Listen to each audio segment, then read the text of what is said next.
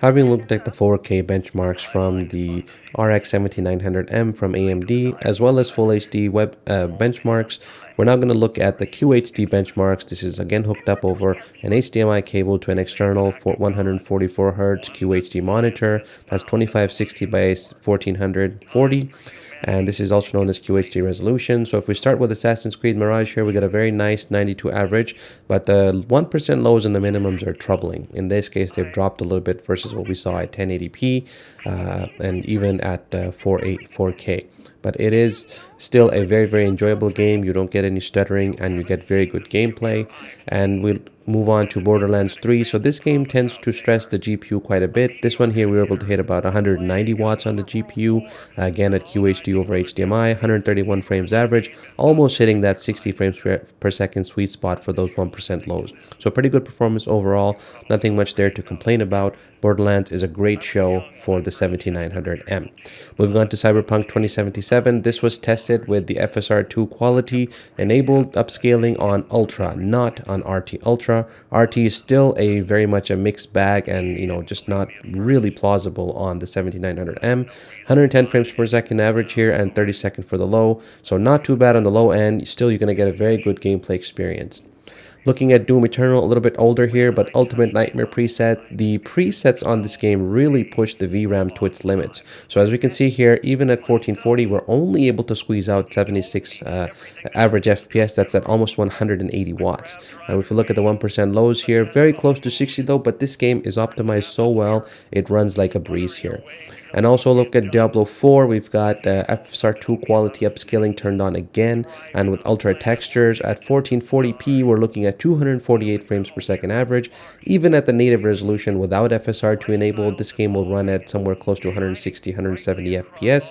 It's not very taxing, but still a very, very enjoyable experience on the 7900M. Moving on to Far Cry 6, a little bit newer than the older Borderlands 3 game here, but again a shooter. So with everything enabled and Fidelity FX, Ultra DXR shadows, we've got about 97 frames on average, 50 frames per second on the low end. A few runs through did show closer to 55, so very, very playable there, no issues whatsoever.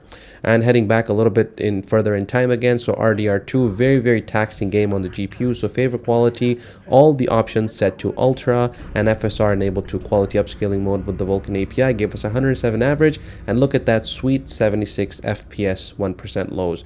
A very good experience with this game, and it just looks simply stunning.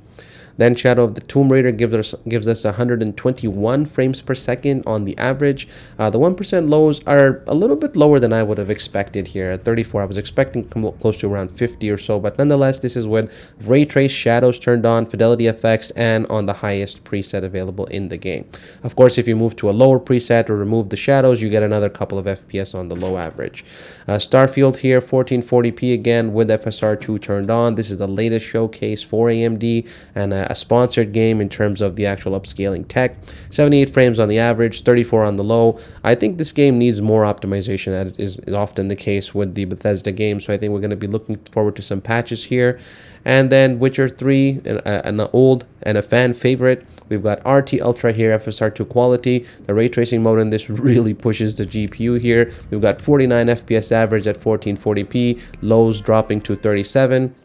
It's still very much a playable game. You will have the occasional stutter, and that's where you see this 1% low figure coming from, but overall a very enjoyable experience. And finally, last but not least, we've got Watch Dogs Legion. This is an older game, but again, a very stressing game for the GPU. So we've got Ultra and ray tracing set to Ultra with overdrive mode on Alienware Command Center. Gives us a 47 FPS, but a low 24 average frames per, or 1% low frames per second average. Oof, that's a mouthful to say.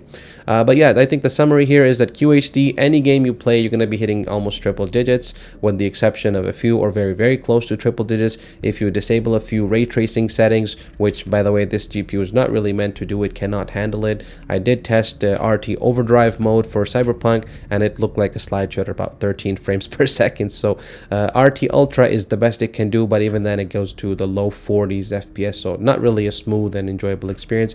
But this GPU is intended at ultra everything. Either you can play at QHD, or if you don't mind getting closer to, or maybe even a little below 60 with your refresh rate monitor, you can even go to 4K resolution over an external display. And this is a sweet GPU. One other thing to note that's been very good about the GPU here, the RX 7900M, is the temperatures. Boy, this thing is so well optimized. I rarely saw it go farther beyond 73 or 74 degrees. I never saw it touch 80 degrees, no matter how many hours I did gameplay or testing.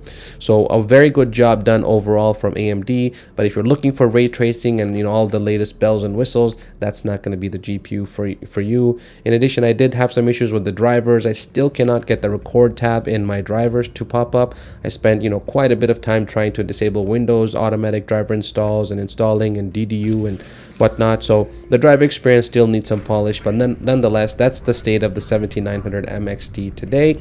And I believe if you're looking at 1440p or a 4K resolution gaming experience, you're gonna have a pretty good time here. FHD, of course, it's gonna be a blast even more so, but at FHD, you're really wasting a lot of the potential of this device. That's all I have to say for now. If you like this quick video, please share across your social media channels, get subscribed, hit that notification bell, and thanks very much for watching. We'll see you in the next video.